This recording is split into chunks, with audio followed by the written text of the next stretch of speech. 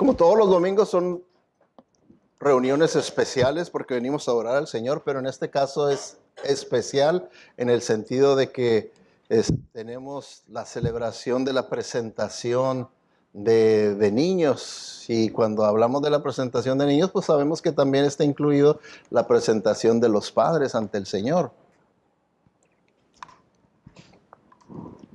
Y es exactamente el tema que vamos a estar viendo también aquí en el mensaje, sobre devolviendo a sus hijos a Dios. Devolviendo sus hijos a Dios. Que eso es lo que es en la presentación. Y es algo, ¿verdad?, que nosotros tenemos que entender que en todas las iglesias tenemos nuestros rituales. En algunas son iguales, otros son diferentes. Y este es un ritual, ¿verdad?, que hacemos en la presentación de nuestros hijos ante el Señor. Pero lo que sí tenemos nosotros que entender es que los rituales, el valor de los rituales no está en el momento en que lo hacemos. El valor del ritual está en el momento en que lo obedecemos. Lo obedecemos continuamente. ¿Sí? Es como, por ejemplo, cuando una persona se bautiza. Por eso a mí me gusta enseñarles exactamente qué es lo que significa el bautismo, para que después lo puedan ellos vivir, ese ritual que hicieron de testimonio público ante las personas, que simboliza que cuando ellos están en el bautismo, simboliza que yo fui crucificado juntamente con Cristo. Luego son sumergidos en el agua, yo morí y fui sepultado juntamente con Cristo. Cuando salen del agua, yo fui resucitado juntamente con Cristo para una nueva vida. Entonces, aquello tiene valor conforme yo cada día vivo una nueva vida. No nomás en el momento en que yo hice ese ritual ahí en la iglesia. Así también la presentación de nuestros hijos. Es un ritual que es muy bonito, muy importante, pero que adquiere su valor, su significado, conforme nosotros lo vivimos diariamente. Y eso de devolver a sus hijos a Dios, al Señor, es algo que lo tomamos de la Biblia, porque en la Biblia vemos que eso sucedió en diferentes eventos y casos. Como por ejemplo, ustedes se acuerdan cómo esta hermana sufría porque no podía tener familia. Y sufría y le pedía a Dios que ella quería tener un hijo, que ella quería poder dar a luz. Porque principalmente en aquellos tiempos el no poder dar a luz, erróneamente lo veían como que estaba maldita de Dios, una mujer. Decían, no, tú tienes que tener un pecado muy grande para que Dios no te permita dar fruto a tu vientre. Entonces, pues ella pedía y rogaba al Señor, ¿verdad? Y en una de esas, el Señor le concedió su petición. Ahora, ella en su petición a Dios le decía, Señor, tú permíteme ser madre, y a ese hijo que tú me des, yo te lo voy a entregar a ti. Te lo voy a devolver a ti. Y entonces dice la Biblia que eso sucedió. El Señor le hizo el milagro, ya que ella no podía dar a luz.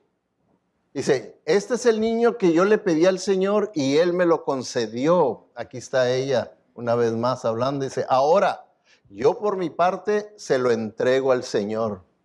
Mientras el niño viva, estará dedicado a Él. ¿Se fijan? Por eso es que a estos rituales le llamamos la dedicación de un hijo o de los hijos, la entrega de nuestros hijos al Señor, porque tomamos el ejemplo, que vemos aquí en la Biblia. Vemos también el ejemplo que era parte de la ley de los judíos y que María y José lo cumplieron con Jesús. Cuando dice 40 días después de que Jesús nació, sus padres lo llevaron al templo de Jerusalén para presentarlo delante de Dios. ¿Se fijan? Presentarlo delante de Dios. Entonces es de aquí donde nosotros sacamos este ritual, esta práctica en nuestra iglesia de la presentación de nuestros hijos delante de Dios. Ahora, la pregunta es, ¿qué significa devolver a sus hijos a Dios? Bueno, vamos a ver qué significa tres cosas. Y para que ustedes puedan recordarlas, por eso les di un bosquejo. Ahí en el bosquejo ustedes tienen las tres palabras claves incompletas, para que cuando usted las llena, que lo completa, ¿verdad? El bosquejo, pues se lo puede llevar a la casa y recordar y meditar en lo que significa el entregar nuestros hijos a Dios. Esas tres palabras ahí que comienzan, ¿verdad?, con la letra C. Empiezan las tres con la letra C. Y la primera de ellas,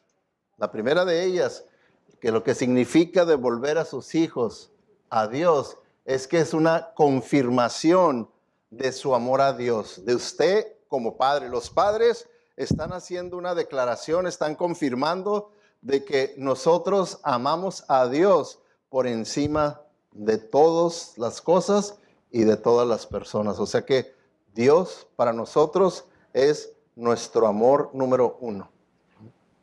Ahora, tal vez eso suena descabellado y más de parte mía, ¿verdad? Pueda sonar descabellado. Pero, ¿por qué? Porque hoy en día lo que es más común, que es en realidad una creencia, una filosofía del sistema social, del mundo en este día, es que lo más amado que podemos tener nosotros son nuestros hijos. Es lo más amado que podemos tener. Ahí es donde se tiene que juntar todo el amor que uno pueda tener en los hijos. Y a nadie más se le puede amar a tal grado más que a los hijos. Pero en realidad eso no es lo que enseña la Biblia. Fíjense, mismo Jesucristo dijo en Mateo 10:37, el que quiere a su padre o a su madre más que a mí, no es digno de mí. El que quiere a su hijo o a su hija más que a mí, no es digno de mí. Entonces, ¿qué está diciendo ahí? Que ¿a quién tiene uno que amar por encima de padre, madre, hijos e hijas? ¿A quién tiene uno que amar? Al Señor, dice. Él tiene que ser a quien nosotros amemos primeramente. Y esto en realidad no le va a hacer ningún daño a su cónyuge, no le va a hacer ningún daño a sus hijos. Al contrario, cuando usted llega verdaderamente a amar a Dios por sobre todas las cosas, qué felicidad para su cónyuge y para sus hijos. Va a ser todavía mejor, porque dice uno, pero ¿cómo va a ser mejor que si yo amo por sobre todas las cosas a mis hijos? Déjeme decirle, le aseguro que esa clase de amor que usted tenga para sus hijos va a ser egoísta.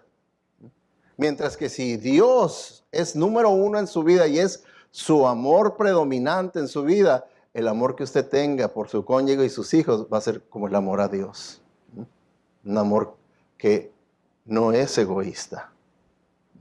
Por eso es que la Biblia nos enseña cómo debemos nosotros seguir y vivir. Porque fíjense lo que dice cuando le preguntaron a Jesucristo, ¿cuál es el mayor de todos los mandamientos? Y dice, contestó Jesús, el más importante es, ama al Señor tu Dios con todo tu corazón, con toda tu alma, con toda tu mente y con todas tus fuerzas.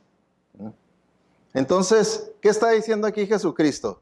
Que el mandamiento más importante de todos es, ama a tus hijos. ¿Será ese? No. Ama a tu esposo o a tu esposa. No. Ama a tus padres. No. Ama al Señor tu Dios. Entonces, por eso es que si nosotros, ahora que se aproxima un año nuevo, queremos hacer decisiones, queremos hacer promesas de que cómo puedo yo mejorar en este año. Sí, ponga como secundario perder peso y hacer ejercicio y comer, póngalo eso como secundario, pero como primario diga, yo quiero llegar a amar a Dios de esta manera en este año nuevo. Esto quiero que sea mi meta. Esto quiero que sea mi decisión para este nuevo año. Llegar a amar a Dios de esta manera. ¿No cree usted que sería algo tremendo en la vida suya, mía? Que verdaderamente nos abocáramos a experimentar esto. Que puede parecer para nosotros como que no es realista. Como diciendo, bueno, pues eso se oye bonito aquí en la iglesia, porque pues a eso venimos, a oír cosas bonitas acerca de Dios, pero ya en la realidad esto, pues en realidad esto, ay, pastor, ¿quién lo va a poder hacer? Entonces nos está engañando Jesucristo, porque eso es lo que terminamos diciendo, que si esto es irrealista, pues Jesucristo nos engañó. Y si Él nos engañó, entonces Él no era Dios. Y si no era Dios, pues no puede salvar a nadie. Y si no puede salvar a nadie, todavía estamos en nuestros delitos y pecados y vamos rumbo al infierno. Se vean las consecuencias que se tienen cuando no creemos la palabra de Dios. Cuando no la creemos, tiene consecuencias. Y aquí vemos, ¿verdad?, que esto es número uno. Entonces, a Jesucristo le preguntaron, ¿cuál es el mandamiento más importante, el número uno? Y Él les dijo, y no tan solo eso, sino que les dio propina. Le dijo, y ahora les voy a dar el número 2, para que no confundan. Y el número 2 dice, el segundo es, ama a tu prójimo. Ama a tu prójimo. Y ahí en el prójimo, pues ahí ya está mi cónyuge, mis hijos, mis padres, mi madre, mis familiares. Ahí ya entra el prójimo. Pero en segundo lugar, no en primer lugar. En primer lugar es Dios. Y es por eso que cuando tenemos este ritual de presentar a nuestros hijos, presentarnos a nosotros también como padres, devolviendo a nuestros hijos a Dios, estamos confirmando nosotros mi amor por Dios. Estoy diciendo sí, estoy dando testimonio público que yo amo a Dios y que voy a seguir trabajando en mi vida para continuar creciendo en mi amor por Dios, que es mayor al amor que le tengo a mis hijos, a mi cónyuge, porque Él es número uno en mi vida. ¿Verdad que no tiene nada de malo eso? Al contrario, esa es la bendición de Dios, que Él quiere que nosotros experimentemos. Porque fíjense, como les digo, hay ejemplos en la Biblia de eso, ¿verdad? Se los he enseñado, pero el ejemplo mayor de mostrar que amamos a Dios, porque como les digo, puede ser que nosotros digamos, pues eso no es realista. ¿Quién puede hacer eso? ¿Quién lo ha hecho? Bueno, hay un personaje en la Biblia que nos da el ejemplo y que no por nada es nuestro ejemplo, que la palabra de Dios nos lo puso como nuestro ejemplo a seguir, como un hombre de fe. ¿Quién es esa persona? Abraham. Abraham, ¿por qué? Porque pues también sabemos la historia que él y su esposa no podían tener familia. No podían tener familia y pasaban los años, 60 años de edad, 70, 80, y no, pues ya, si en la juventud no podía, en la vejez, en la ancianidad, ¿quién va a poder dar a luz? Sin embargo, para Dios no hay nada imposible y permitió que pudiera dar a luz Sara. Y dio a luz el hijo que Dios les había prometido. Dio a luz. Pero entonces, dice la historia en Génesis 22, 1 al 2, que pasado cierto tiempo de que el niño nació, Dios puso a prueba a Abraham y le dijo, Abraham, y Abraham respondió, aquí estoy, Señor, dispuesto a hacer lo que el Señor mande. Y fíjense lo que el Señor le pide, dice, y Dios le ordenó, toma a tu hijo, el único que tienes, y al que tanto amas. Se los pongo en color azul para que enfaticen, es para enfatizar, al que tanto amas. Y ve a la región de Moría, una vez ahí, ofrécelo como holocausto en el monte que yo te indicaré. ¿Qué le estaba pidiendo que le pasara al niño?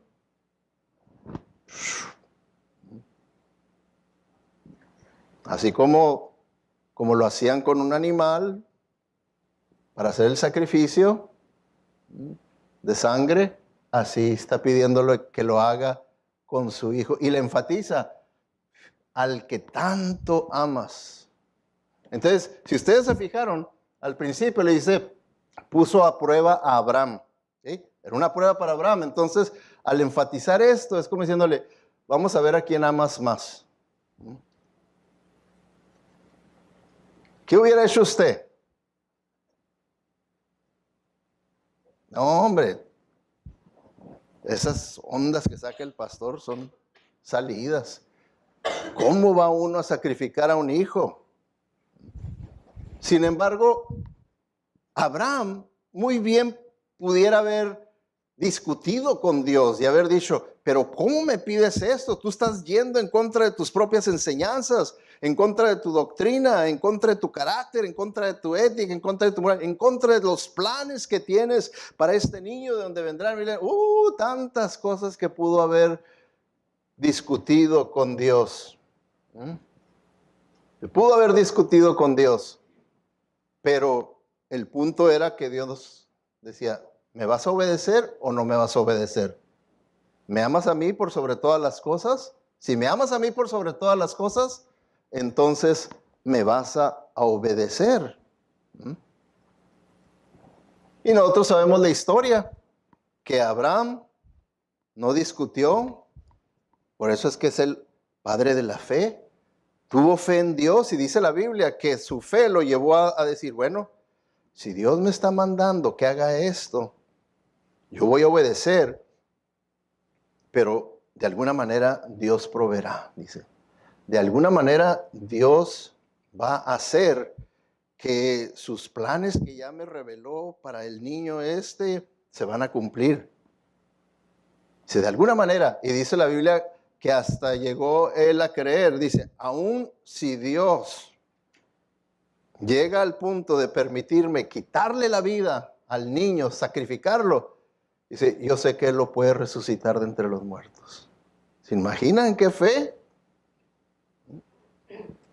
Creer hasta ese punto, que yo sé que Él lo puede resucitar de entre los muertos. Yo lo único que tengo que hacer, por el gran amor que le tengo a Él y porque yo sé quién es Él, lo voy a obedecer. ¡Wow! Con razón es el ejemplo de fe, con razón. Entonces, eso es lo que se hace cuando uno viene a presentar a sus hijos. Viene uno a confirmar su amor a Dios, de decir, sí, Él es mi primer amor, por sobre todas las cosas. ¿Okay? Ahora, ustedes pueden ver ahí en su bosquejo, ¿cuál sería el número 2, que también comienza con la C? C de propiedad. C de propiedad. Bueno, para que no batallen, ahí les va. Que clarificación de propiedad. Quiere decir esto que cuando nosotros presentamos a nuestro hijo, nuestros hijos, estamos reconociendo que no somos dueños de nada. Porque dice la Biblia, el Salmo 24:1, la tierra pertenece al Señor y todo lo que hay en ella. El mundo y toda su gente le pertenece a Él. ¿Se fijan? Nada, nosotros no somos dueños de nada. Los hijos que tenemos que verlos como todo lo demás que tenemos, que simplemente el Señor nos los ha confiado como mayordomos. Él es el dueño y yo soy el mayordomo, nada más. Pero yo no soy dueño de nada. Todo le pertenece a Dios, todo viene de parte de Dios. Entonces yo soy simplemente un mayordomo. Y un mayordomo sigue las instrucciones ¿de quién? Del patrón, del amo, ¿verdad? Entonces, nosotros como mayordomos tenemos que seguir las instrucciones que Dios nos da. ¿Y dónde nos dio las instrucciones? En la Biblia.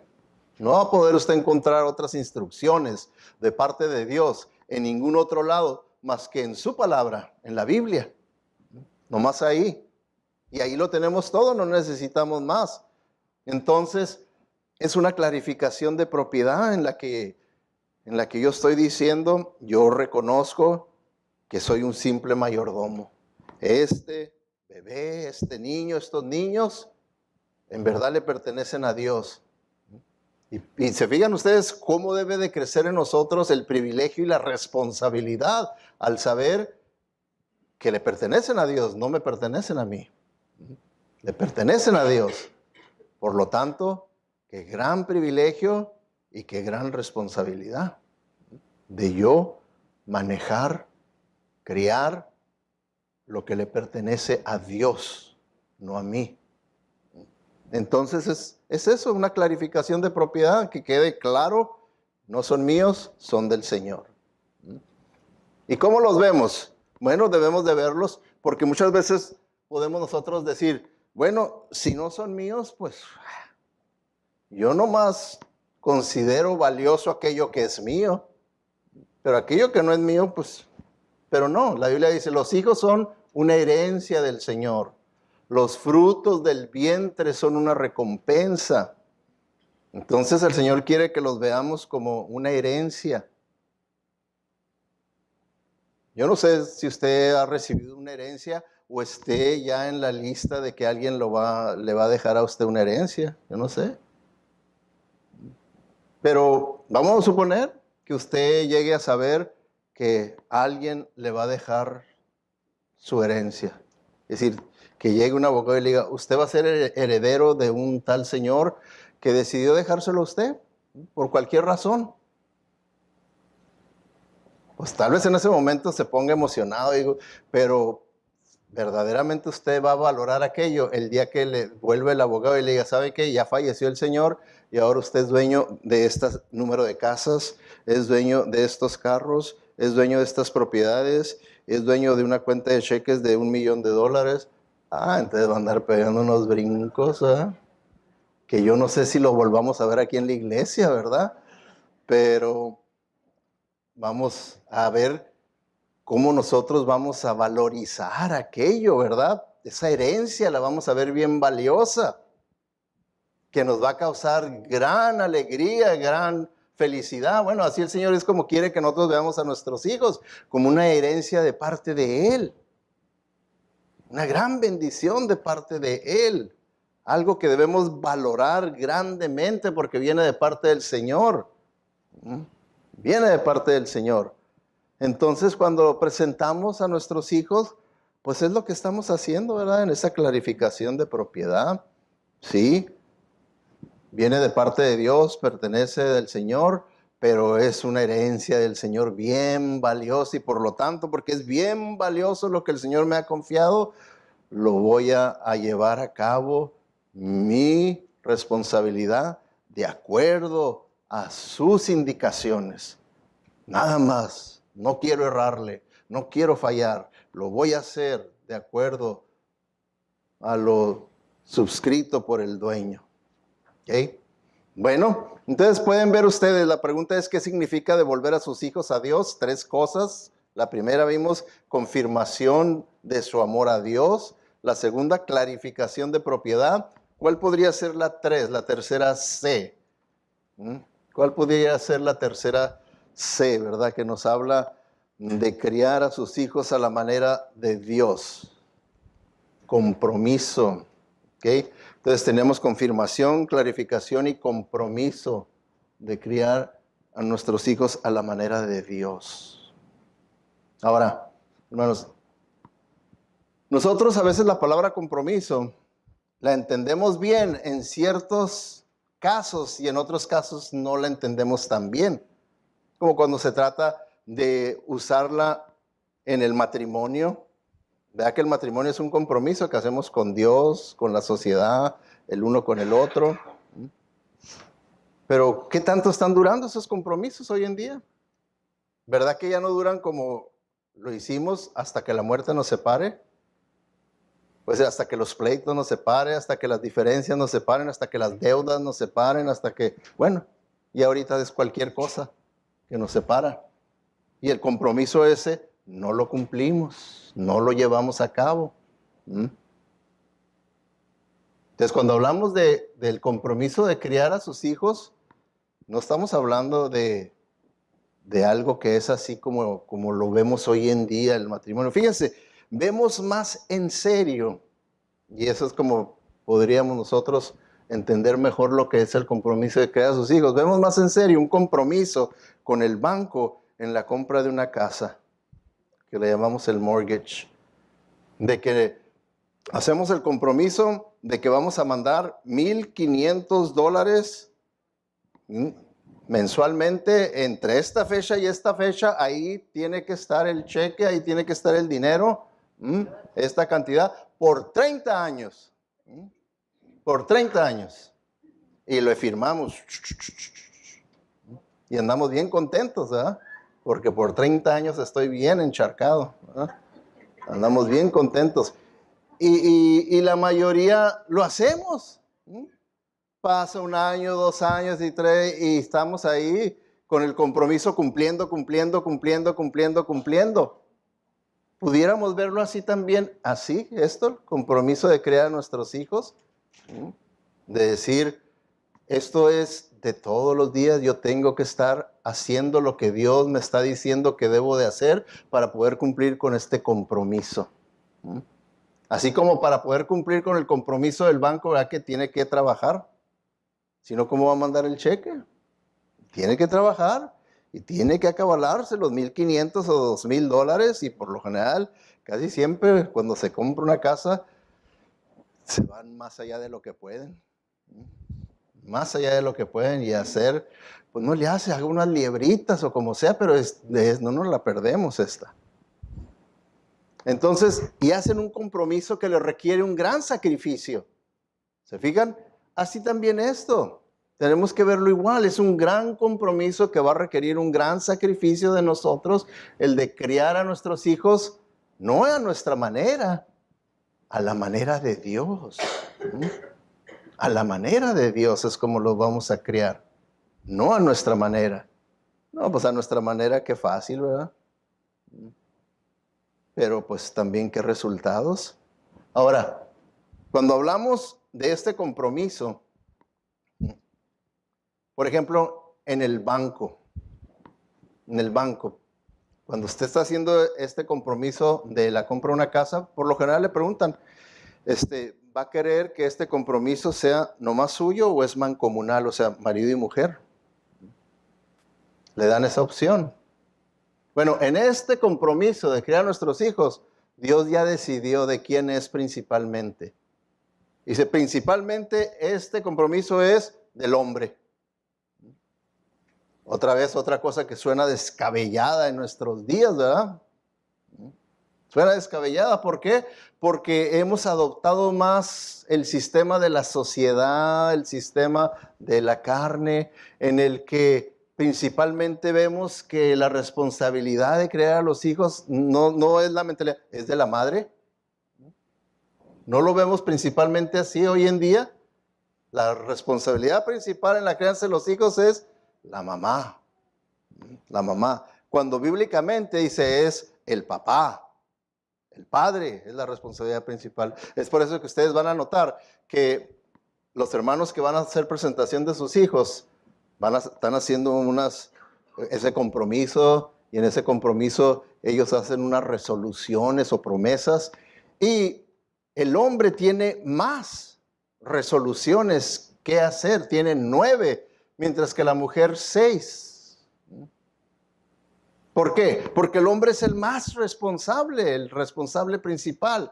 En este caso es el hombre el que firmó el contrato y la esposa es la ayuda idónea nada más. Es la ayuda idónea.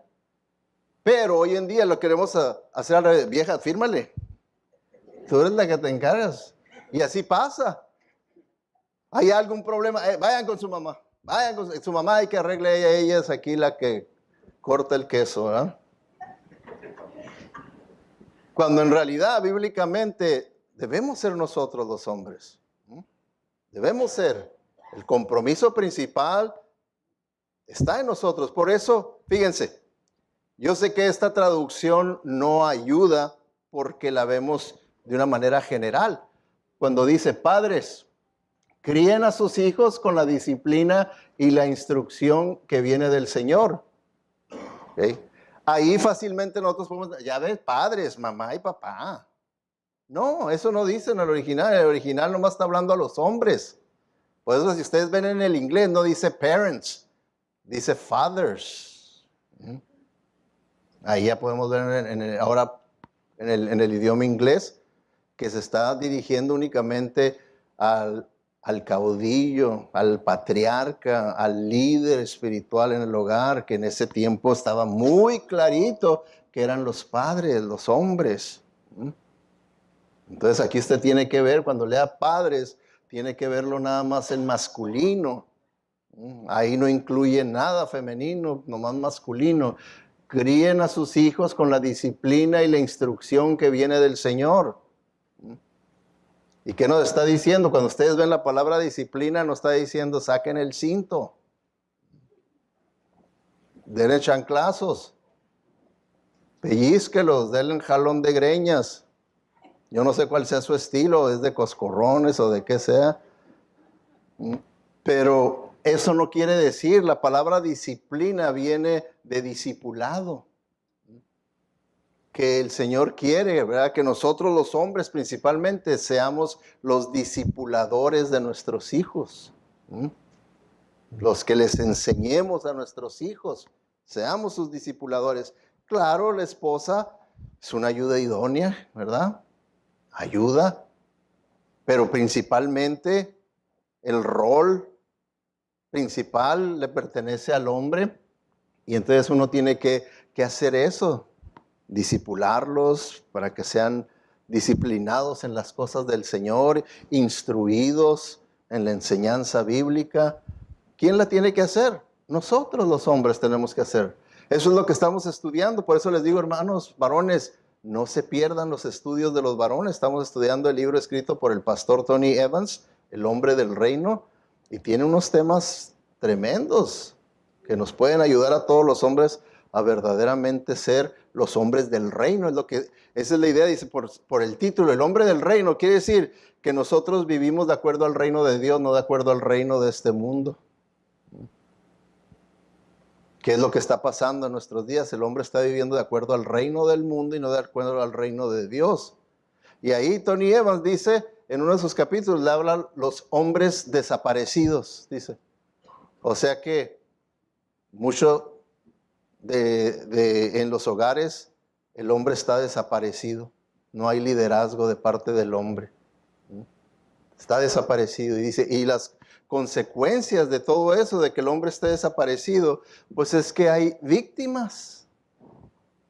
Y las víctimas, lo más doloroso de que las víctimas van a ser nuestro cónyuge, nuestros hijos. Son los que sufren las consecuencias de que nosotros como hombres no cumplamos con nuestro rol bíblico, que debemos de ser los líderes espirituales de nuestro hogar. Nosotros somos los que debemos de ser. Y la lista dice aquí que las víctimas van a ser la familia. ¿Cómo dice? La familia va a ser una familia disfuncional. Fíjense, los estudiosos consideran que hoy en día hay tanta familia disfuncional que no saben cuál es verdaderamente la familia funcional. Que prevalece más lo disfuncional, que ya lo ven como lo normal, lo disfuncional. Ya no pueden ver lo que es lo funcional. Ahora, nosotros los cristianos somos los que tenemos que ser esa luz del mundo, que debemos enseñarle al mundo lo que es una familia funcional, no disfuncional. Nosotros. ¿Y cómo comienza? Dice aquí la Biblia, con nosotros los hombres tomando nuestra responsabilidad en serio. Nosotros los hombres tomando nuestra responsabilidad en serio. Nuestra esposa tomando su rol en serio. Y que vamos a estar oyendo cuando ellos hagan sus promesas en qué consiste el de uno y del otro. Pero tenemos que entender, ¿verdad?, qué es lo que va a pasar. Dice que las víctimas son los matrimonios. Dice que por eso es que hay un aumento en los divorcios. Hay un aumento en los divorcios. El hombre desaparece. La mujer no quiere, en realidad, ella no quiere ser la líder en el hogar, sino que es empujada a hacerlo. Y entonces, al ser empujada a hacerlo, lo tiene que hacer y luego no le gusta al hombre el ambiente que produce. Ay, cómo me friega, cómo molesta, y ay, es una gotera, y es que está frustrada porque está haciendo un rol que no le corresponde a ella. No, ese no es su rol de ella.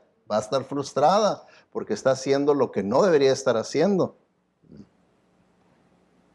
Y entonces vienen los divorcios. Y luego también víctimas van a ser los hijos. Y dice ahí, ¿verdad?, en su libro Tony Evans, que los hijos van a estar confundidos, desorientados. Y esa confusión que ellos tienen en su vida, esa desorientación, los lleva a dejar la escuela, ¿verdad? Como vemos muchos, ya no quiero ir a la escuela, nomás llegan hasta el 7º grado, 8º grado, 9º grado, pero dejan la escuela, ya no quieren ir a la escuela. Están afectados. Están afectados, ¿por qué? Por vivir en un hogar disfuncional.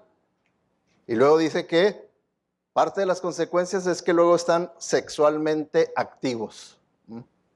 Son sexualmente activos y dice, y son profesionales en esa área. ¿Por qué? Porque se los enseñan en la escuela, se los proveen en la escuela de ser profesionales en el uso de anticonceptivos y hasta la píldora del día después, o sea que es una píldora abortiva.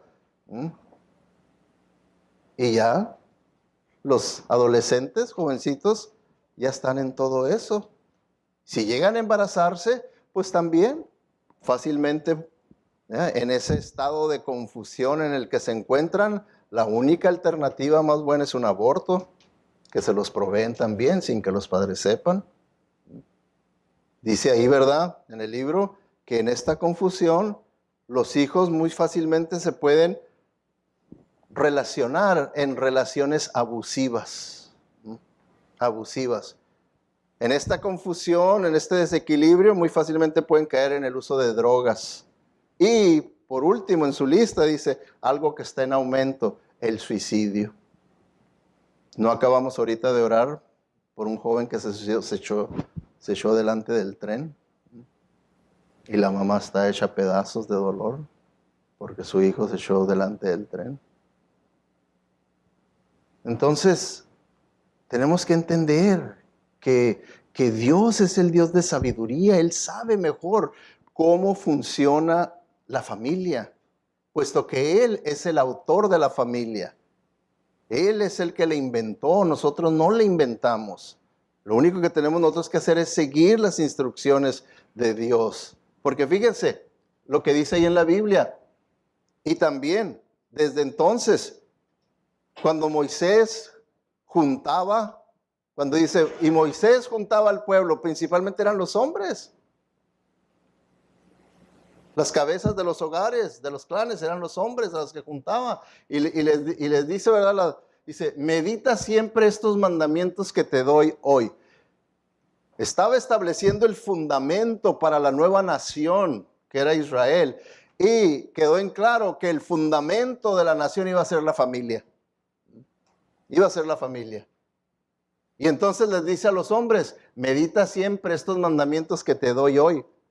¿Por qué meditar? Para que nosotros los podamos hacer nuestros. Cuando usted medita en la palabra de Dios, aquello Dios lo usa para que forme usted convicciones, para que sea parte suya. O sea que cuando usted medita la palabra de Dios, aquella palabra de Dios se va a convertir en su manera de ver la vida.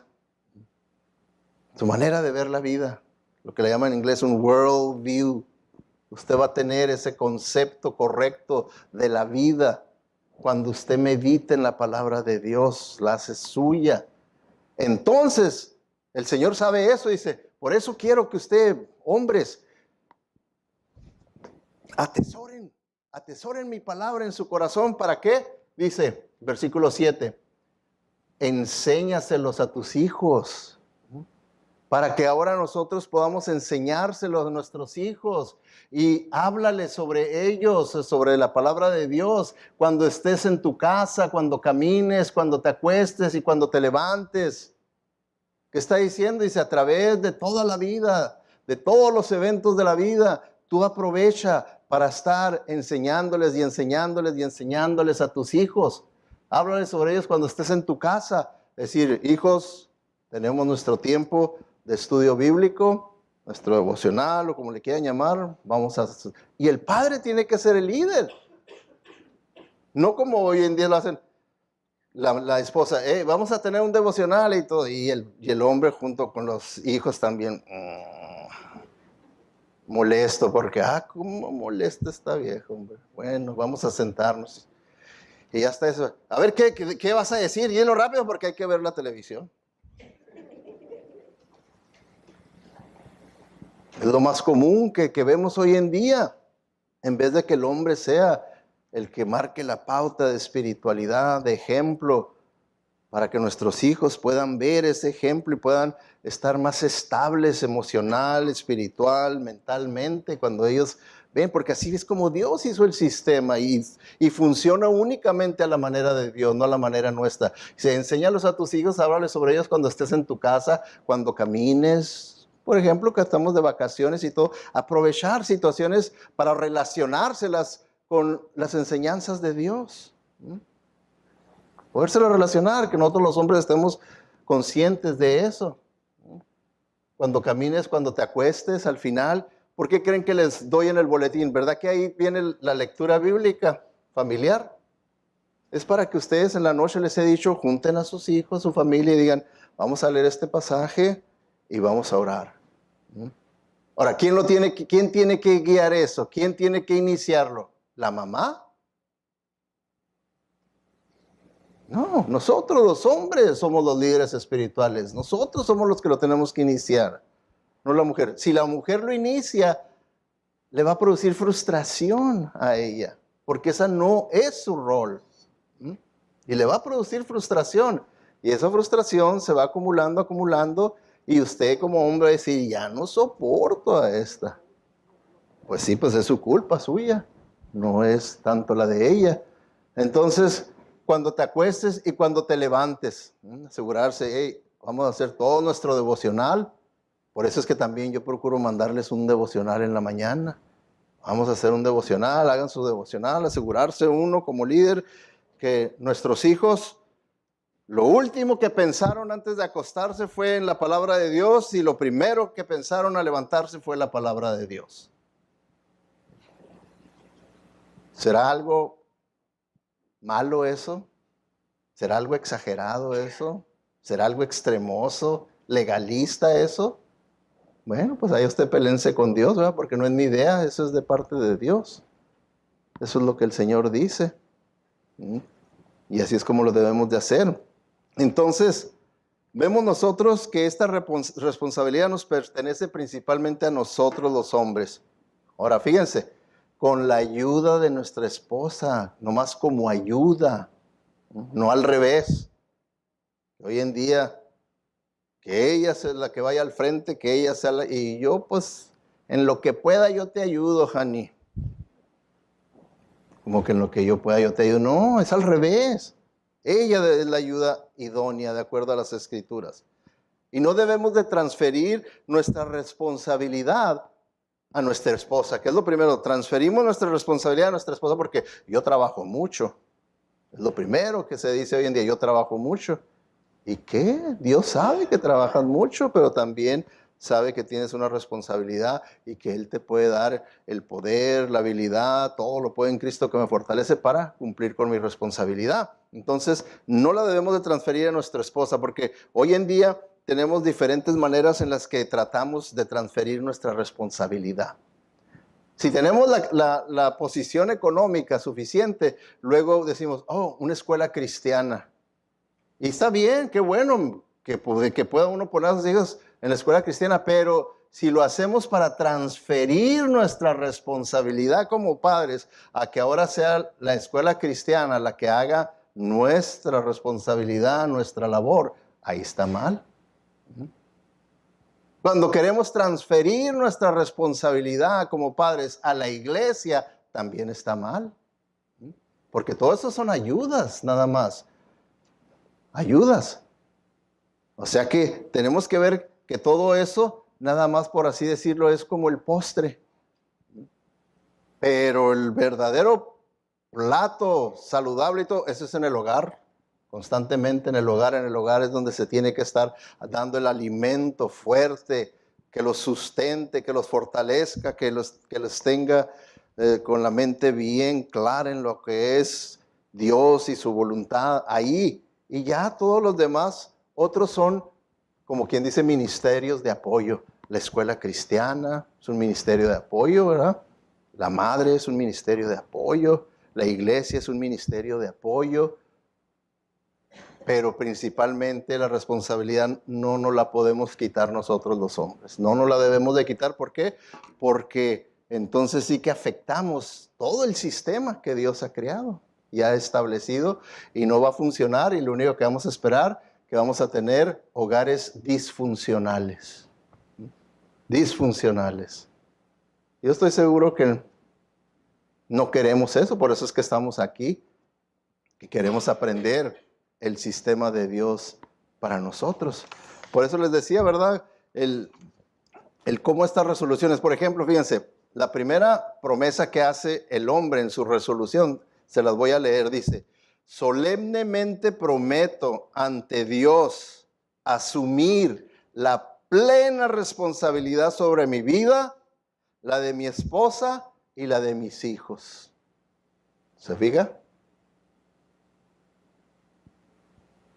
Ahí está, haciendo ese compromiso, ahí está firmándole: Señor, sí, yo este compromiso que es para toda la vida, no es de 30 años como la casa, este es para toda la vida, aquí está mi firma, nada más.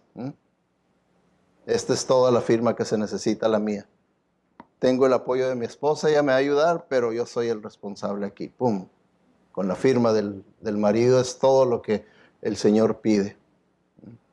Solemnemente prometo ante Dios asumir la plena responsabilidad. Y comienza con mi vida, mi esposa y la de mis hijos.